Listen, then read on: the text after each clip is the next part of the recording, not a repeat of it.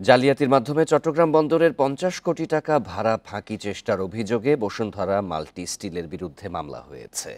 বৃহস্পতিবার বন্দরের সচিব ওমর ফারুক স্বাক্ষরিত এক বিজ্ঞপ্তিতে এই তথ্য জানানো হয়।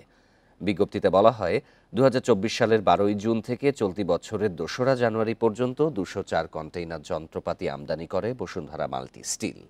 প্রতিষ্ঠানটি যথাসময়ে এসব কন্টেইনার খালাস করেনি। তবে প্রতিষ্ঠানটি গত ১২ই মে ভাড়া মাফের জন্য বন্দরকে চিঠি পাঠায়। চিঠিতে ১ মাসের মধ্যে আমদানি করা মালামালের ৬০ ভাগ খালাসের কথাও জানায় বসুন্ধরা মাল্টি স্টিল। বন্দর কর্তৃপক্ষ বিষয়টি অনুসন্ধান করলে চিঠিটি ভুয়া বলে প্রমাণিত হয়। পরে প্রতিষ্ঠানটির বিরুদ্ধে ভাড়া ফাঁকি দেওয়ার চেষ্টার অভিযোগ এনে মামলা করে বন্দর কর্তৃপক্ষ।